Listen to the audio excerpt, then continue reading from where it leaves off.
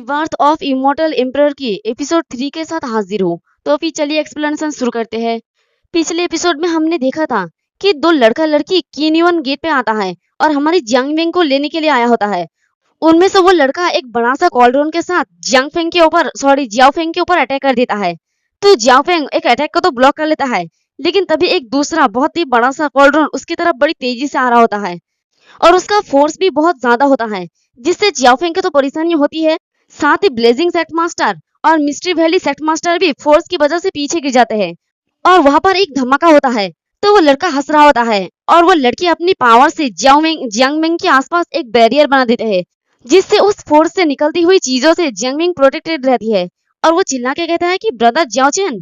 तभी वो लड़का कहता है कि चींटी राख में बदल जाओ। और इसी के साथ जियाओ फेंग की बॉडी के सारे कपड़े फट जाता है और जियाओ फेंग ऊपर की तरफ देखता है तो वो कोल्ड्रोन उसके ठीक एकदम ऊपर ही होता है। तो वो लड़का कहता है कि 8 वाइल्ड थंडर स्टॉर्म। इसी के साथ वो कोल्ड्रोन जियाओ फेंग के ऊपर गिरता है। तो जियाओ फेंग अपनी पीठ को आगे कर उससे कोल्ड्रोन को ब्लॉक करने लगता है और खुश होकर कहता है कि एक अच्छा और ओवरबियरिंग थंडर की पावर बिल्कुल वही है जो मुझे अपने लाइटनिंग क्वेंचिंग बॉडी को स्ट्रॉन्ग करने के लिए चाहिए। और हमें जियाओ फेंग की स्पिरिचुअल सी का सीन दिखाया जाता है। वहां पर जो उसका वो गोल्डन जैसा बीट था उसे देखकर जियाओ फेंग खुश होकर कहता है कि ये थंडर एट्रीब्यूशन की स्पिरिचुअल पावर है, गॉड ने तो मेरा हेल्प की। इसी के साथ वो चिल्ला के कहता है कि कम ऑन फिर से। तो वो लड़का ये देख के हैरानी से कहता है कि क्या वो मरा कैसे नहीं है, उसके पास अपने स्लेब में कुछ ट्रिक्स जरूरी होना चाहिए। और वो लड़की ये देख के सोचती है कि ये कैसा पॉसिबल हो सकती है।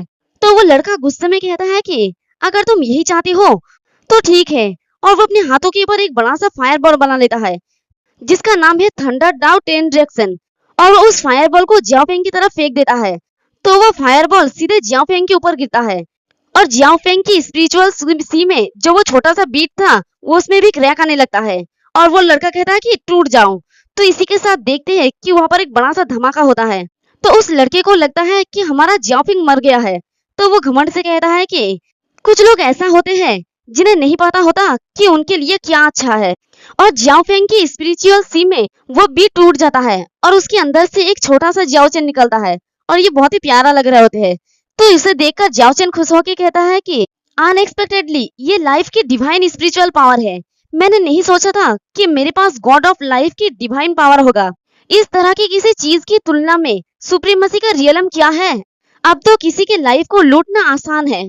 मतलब जियाओ फेंग के पास गॉड ऑफ लाइफ का पावर है जिससे वो किसी की दूसरे की लाइफ को रिफाइन कर सकता है अपने लिए। फिर जियाओ चेन वहीं पर कल्टीवेट करने लगता है और हमें गॉड ऑफ लाइफ की पावर के बारे में बताता है।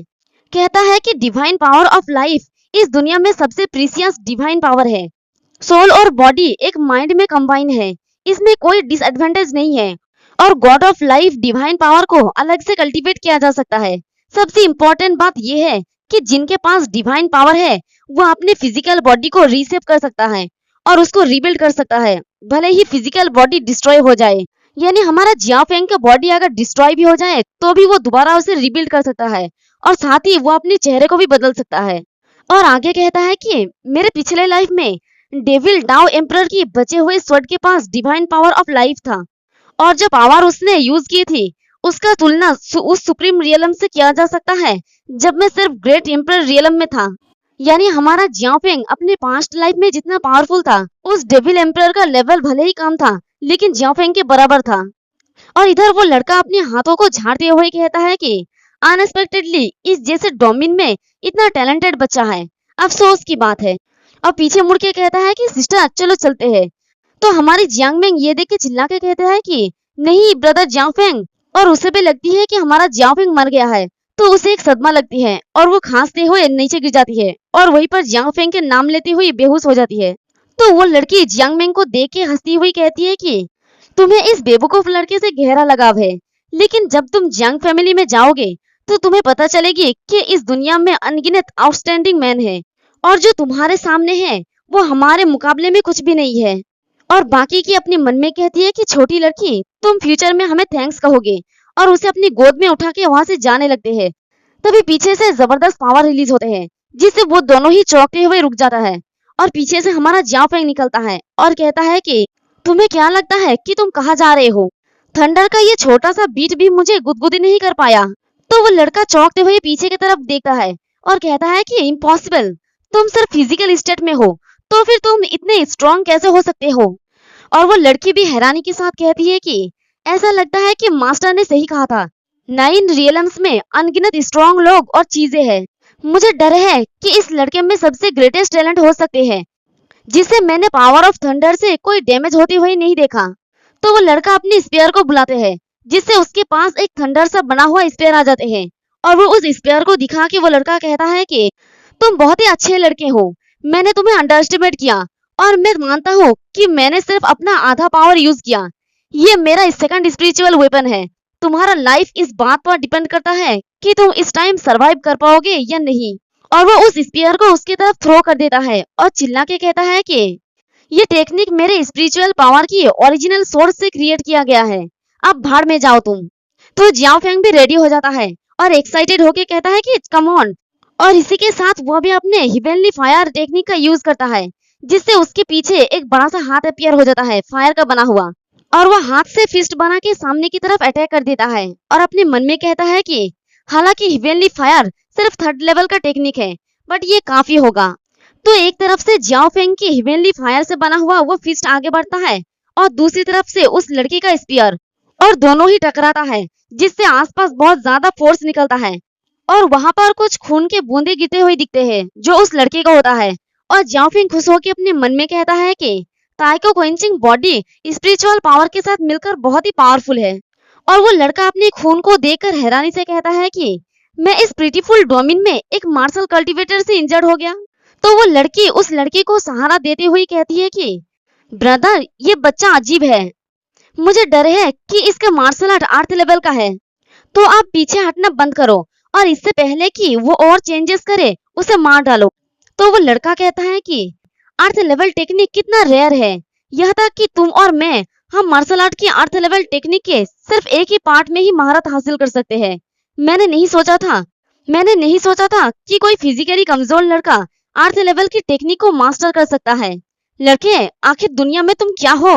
तो जियाओ चेन मुस्कुरा कर कहता है कि तुम ये जानने के लायक नहीं हो। ये सुन के वो लड़का कहता है कि दशकों तक तुम्हारे अलावा कोई भी मुझे चोट नहीं पहुंचा सका, तुम्हारे पास मेरे हाथों से मरने का क्वालिफिकेशन है, तो भाड़ में जाओ। और वो अपने हाथ को सामने की तरफ करता है, जिससे उसके पीछे की मार्शल स्पिरिट के हाथों में एक बड़ा सा स्पीयर आ जाता है और उसका ये टेक्निक ओवरलॉर्ड स्पीयर की सेकंड फॉर्म होता है। तो वो मार्शल स्पिरिट सामने की तरफ उस स्पीयर को थ्रो कर देता है, जो सीधे जियाओ फेंग की तरफ आगे बढ़ रहा होता है।